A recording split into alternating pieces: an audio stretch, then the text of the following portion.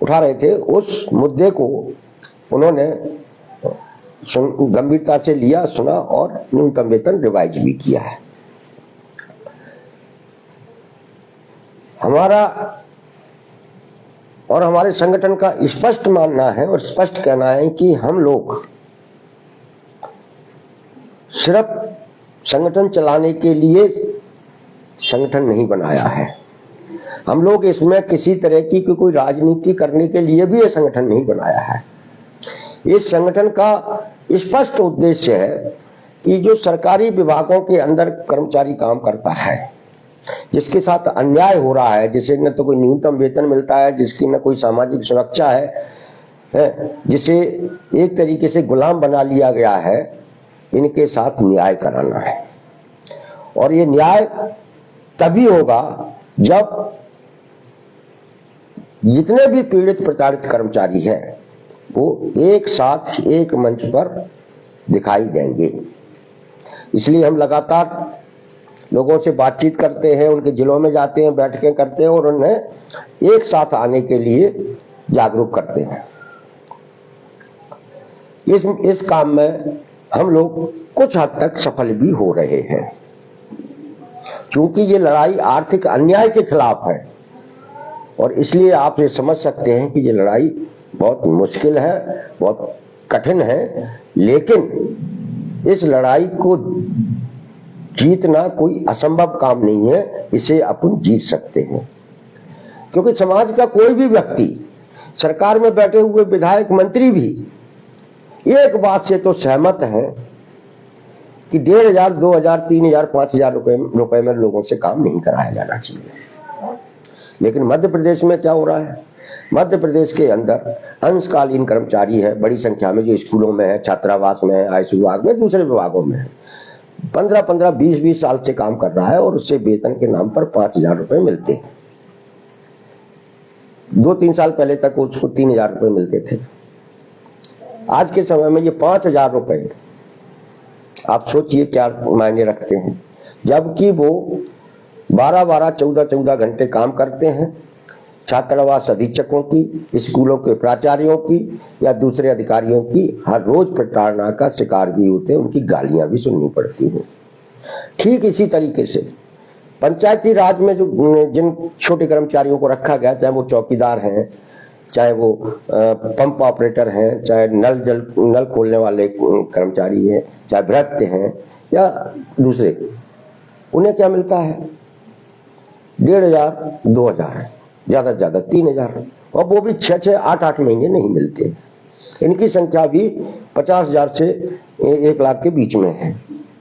बताइए, ये अन्याय हो रहा है और इस अन्याय को जो भी संवेदनशील व्यक्ति होगा वो आपके साथ जुड़ेगा और आपकी लड़ाई को सही मानेगा।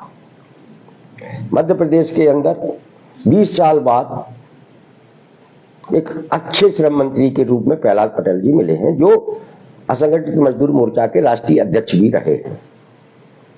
प्रहलाद पटेल जो श्रम मंत्री हैं, हम लोग उनसे इन मुद्दों पर बातचीत करने के लिए प्रयासरत हैं।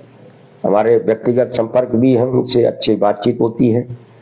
लोकसभा चुनाव के बाद हम उनसे आउटसोर्स अस्थायी अनियमित कर्मचारी जिनके साथ अन्याय हो रहा है, जिनकी कोई सामाजिक सुरक्षा नहीं है, इस मुद्दे पर विस्तार से बात करने वाले हैं और वो हमारी बात को सुनेंगे। उन्होंने अभी पिछले दिनों पत्रकार वार्ता करते हुए कहा भी है कि श्रम विभाग मेरी पसंद का विभाग है। इसलिए साथियों, हम लोग मध्य प्रदेश में जिन कर्मचारियों की एकता बनाने का प्रयास कर रहे हैं और कोशिश कर रहे हैं, जिसमें कुछ हद तक हम लोग सफल हो रहे हैं, और हम जो चाहते हैं, जो हमने पहले कहा कि भोपाल में हम 5,000, 10,000, 2,000, 3,000 की संख्या में इकट्ठे होने की के बजाय हम एक बार 50,000 लाख की संख्या में इकट्ठा होना चाहते हैं। इसलिए हम लोग पिछले 2-3 महीने से सरकार से संवाद अभियान चला रहे थे। लोकसभा चुनाव के दौरान भी सरकार से संवाद अभियान चलेगा और उसके बाद हम भोपाल में एक बड़ा कार्यक्रम करेंगे। हमारा उद्देश्य इस अन्याय के खिलाफ मध्य प्रदेश के हर व्यक्ति को इस लड़ाई से जोड़ना है। जोड़ना इसलिए जरूरी है कि हर मुद्दे पर बातचीत होती है, लेकिन काम करने वाले मजदूरों, श्रमिकों, कर्मचारी जो छोटा है उसके मुद्दे पर बात नहीं होती है, और यह काम आप लोग करा सकते हो। इसलिए आपको अपने साथ हो रहे अन्याय के मुद्दे को आम लोगों तक पहुंचाने का भी प्रयास करना पड़ेगा। हमने ये दोनों कार्यक्रम हम लोगों ने स्थगित किए हैं आने वाले दिनों में एक बड़ा कार्यक्रम करने के लिए, क्योंकि अभी परिस्थितियां कार्यक्रम करने की थी नहीं और हमें सरकार से संवाद अभियान को चलाए रखना था। इसलिए और आगे भी इसे हम जारी रखेंगे, लेकिन हमारा लक्ष्य स्पष्ट है। इस अन्याय के खिलाफ हमें मध्य प्रदेश के अंदर एक बड़ा आंदोलन, बड़ा संघर्ष खड़ा करना है, और वह संघर्ष ऐसा संघर्ष होगा जो जिस अन्याय को जड़ से समाप्त कर देगा। कोई भी कर्मचारी, हमारा जो आउटसोर्स अस्थायी अनियमित कर्मचारी है, वो अगर ये सोचता हो कि हम इस लड़ाई को अपनी दम पर, अपने विभागीय स्तर पर ज्ञापन देके, मंत्रियों से मिलकर, विधायकों से मिलकर जीत लेंगे, तो ये संभव नहीं है। हम लोगों के सामूहिक प्रयास के बाद जो कुछ भी पत्र आप निकलकर आपके सामने आया, जिन पर आप अक्सर चर्चा करते रहते हैं, वो हम लोगों के सामूहिक प्रयास के कारण ही संभव हुए। हमारा ऑल डिपार्टमेंट आउटसोर्स अस्थायी अनियमित कर्मचारी संयुक्त मोर्चा है, जिसमें लगभग सारे विभागों के लोग थोड़ी संख्या में जुड़ रहे हैं। एमपीवी के लोग अभी भी इस सामूहिक संघर्ष के महत्व को नहीं समझ पा रहे हैं, जबकि एमपीवी लगभग 90% तक सरकार ने बेच दिया है। सबसे ज्यादा बुरी स्थिति वहां भी है। हम कोशिश कर रहे हैं कि एमपीवी का, हमारा आउटसोर्स अनियमित कर्मचारी, अस्थायी कर्मचारी इस संघर्ष के साथ जुड़े, और हमारे लगातार उनको जोड़ने के प्रयास भी है। क्योंकि मध्य प्रदेश में कोई मजदूर कर्मचारी आंदोलन ऐसा रहा नहीं है जिसने लोगों की सामूहिक चेतना का विकास किया हो। सिर्फ ऑल डिपार्टमेंट आउटसोर्स अस्थायी संयुक्त मोर्चा ही है जो कामगार वर्ग की सामूहिक एक चेतना का विकास कर रहा है। इसलिए हमारे काम कठिन है और समय लग रहा है, लेकिन ये जो एकता बन रही है, ये एकता इस अन्याय को समाप्त कराने की चेतना है। और हमको जिस तरीके से हम जिलों के अंदर दौरे पे जा रहे हैं, लोग जिस तरीके से हमारे साथ जुड़ रहे हैं, उससे हमारा ये यकीन मजबूत होता जा रहा है कि हम इस अन्यायकारी कल्चर को समाप्त करा लेंगे। अंशकालीन कर्मचारियों के साथ इस सरकार को न्याय करना पड़ेगा, पंचायतों के चौकीदार, भ्रष्ट अन्य के साथ न्याय करना पड़ेगा, और ये तमाम सारा आउटसोर्स कर्मचारी है उसके साथ सरकार को न्याय करना पड़ेगा। क्योंकि अन्याय बहुत लंबे समय तक आप नहीं चला सकते। 10-15 साल हो गए आपको ये अन्याय करते हुए, अब इसे खत्म होना ही होगा।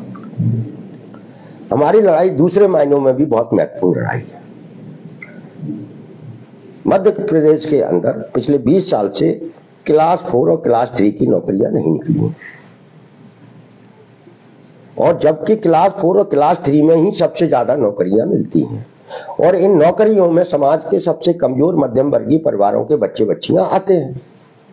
यही सारी की सारी नौकरियां सरकार ने आउटसोर्स अस्थायी अनियमित कर दी हैं, और इन्हीं नौकरियों पर, इन्हीं तृतीय और चतुर्थ श्रेणी के पदों पर ही अंशकालीन, चौकीदार, अनियमित,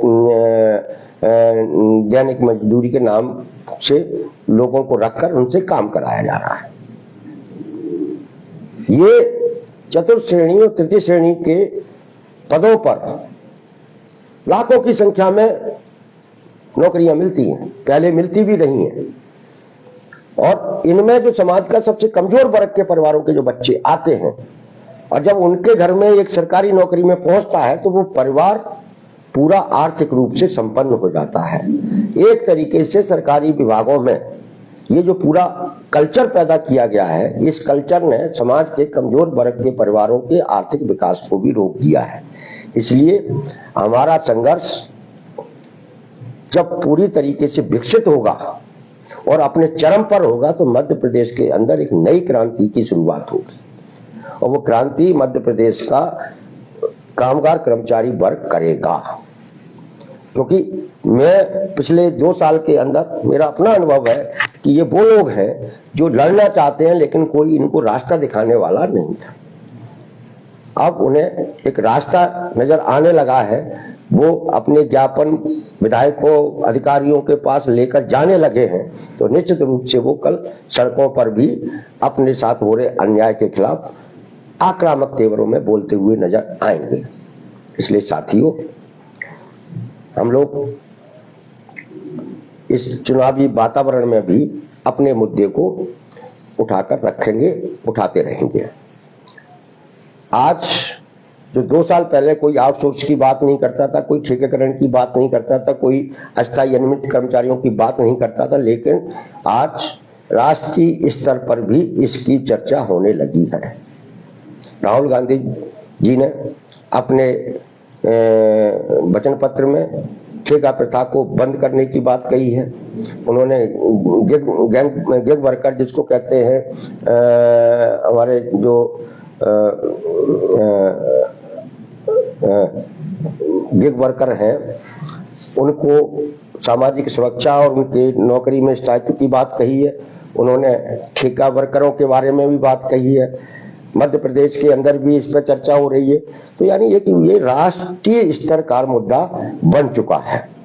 ये मुद्दा का निराकरण समाधान पूरी तरीके से हो, यह तभी संभव हो सकता है जब भोपाल के अंदर, मध्य प्रदेश में हमारी जो संख्या 10 से 15 लाख है, उसका 20, 25, 30%, 50% भी अगर भोपाल में खड़ा हो गया, उस दिन ये पूरा का पूरा अन्याय समाप्त हो जाएगा। हम लोग अपने और डिपार्टमेंट की तरफ से यही प्रयास कर रहे हैं, इसीलिए हमने 10 मार्च और 18 मार्च के कार्यक्रम को आगे के लिए बढ़ाया है। तो साथियों, आप लोग अपने खुद के साथ हो रहे इस अन्याय के खिलाफ अपने आसपास के लोग, अन्याय के शिकार लोगों को अपने साथ जोड़े और इस एकता को इतना व्यापक, इतना मजबूत बनाए कि सरकार आपके साथ न्याय करने को मजबूर हो सके। वो मौका भी बहुत जल्दी आपके बीच में आएगा जब हम भोपाल में लाखों की संख्या में खड़े होंगे। और अब सवाल ये भी है कि जो दूसरे कर्मचारी संगठन है वो आपके साथ क्या करेंगे। साथियों, चूंकि आप अपनी एक नई लाइन ले चुके हैं, नए रास्ते पर चल चुके हैं, तो जो पहले से कार्यरत जो संगठन है उन्हें निश्चित रूप से आपके इस काम से तकलीफ हो रही होगी, इसलिए वो आपको रोकने की और आपको भ्रमित करने की भी कोशिश करेंगे, क्योंकि उन्हें मालूम है कि जितना भी मध्य प्रदेश का आउटसोर्स, अस्थायी अनियमित, अंशकालीन, चौकीदार, भ्रष्ट, वाहन चालक, ये जो सब एक हो गया तो बहुत सारे संगठनों का अस्तित्व खत्म हो जाएगा। इसलिए वो आपके इस लोगों, पीड़ित कर्मचारियों को एकजुट करने वाले अभियान को कमजोर करने की भी कोशिश करेंगे। ऐसे संगठनों से, ऐसे लोगों से भी आपको सतर्क रहने की जरूरत है, सावधान रहने की जरूरत है, क्योंकि कोई भी लड़ाई है और खास करके आर्थिक अन्याय के खिलाफ होने वाली कोई भी लड़ाई तभी जीती गई है जब वो सामूहिक रूप से मिलकर लड़ी गई है। हमने सब संगठनों से अपील भी की है, आह्वान भी किया है कि आप आइए, इस संगठन के साथ जुड़कर एक बार आप इस लड़ाई को लड़ लीजिए, जिससे कि लाखों लाख लोगों के भविष्य को सुरक्षित कराया जा सके। कुछ लोग आ रहे हैं, कुछ संगठन के लोग जुड़ रहे हैं, लेकिन आम कर्मचारी और डिपार्टमेंट आउटसोर्स अस्थायी अनियमित कर्मचारी संघ मोर्चा के साथ जुड़ता हुआ चला जा रहा है। ये अच्छी बात है और इसी के दम पर हम इस लड़ाई को जीतेंगे और ये जीतने के लिए ही इस अभियान को हमने शुरू किया है। आचार संहिता में हम अपने मुद्दे को और जोर शोर से उठाएंगे। जहां भी हम हमारे संगठन के पदाधिकारियों को, राजनीतिक नेता, विधायक, मंत्री मिलेंगे, हम अपने ज्ञापन देते रहेंगे। ज्ञापन एक ऐसा माध्यम है जिसके जरिए हमारी बात सरकार तक पहुंचती है और उस पर काम भी शुरू होता है। तो साथियों, हम लोग 10 मार्च और 18 मार्च का कार्यक्रम स्थगित किया है चुनाव आचार संहिता समाप्त होने तक। लेकिन ये कार्यक्रम भोपाल में होगा और जिस दिन भी ये कार्यक्रम होगा वह मध्य प्रदेश के इतिहास का अब तक का सबसे बड़ा कार्यक्रम होगा, जिसमें लाखों लोग पहली बार, खास करके आउटसोर्स अस्थायी अनियमित कर्मचारी पहली बार भोपाल में अपने खुद के लिए तमाम सारी सीमाओं से ऊपर उठकर आएंगे। हम उसी की तैयारियां कर रहे हैं पिछले 3 महीने से सरकार से संवाद अभियान के जरिए, और यह सरकार से संवाद अभियान हमारा आगे भी जारी रहेगा। आप सब लोग इस अभियान के साथ जुड़े और सोशल मीडिया पर अपने साथ हो रहे अन्याय की बात को जितनी अधिक से अधिक प्रचारित कर सकते हैं, फैला सकते हैं, फैलाएं। हम निरंतर आपसे बातचीत करते रहेंगे, हर मुद्दे पर बातचीत करते रहेंगे और आप सब लोगों से मेरी आग्रह है कि हमारा जो आउटसोर्स की आवाज पेज है, यह एक तरीके से अन्याय के खिलाफ एकता बनाने वाला पेज है। इस पेज को ज्यादा से ज्यादा लोगों तक शेयर करें और इस पेज पर अधिक से अधिक लोगों को जोड़ें, क्योंकि यहाँ से एक मध्य प्रदेश के अंदर नई ताकत उभर कर सामने आएगी और वह ऐसी ताकत होगी जो कामगार कर्मचारी वर्ग के साथ हो रहे अन्याय को हमेशा हमेशा के लिए समाप्त कराएगी। इसी के साथ आप सबका बहुत बहुत धन्यवाद। आउटसोर्स की आवाज पेज पर जुड़े रहें। कल फिर मिलेंगे एक नए बातचीत के साथ।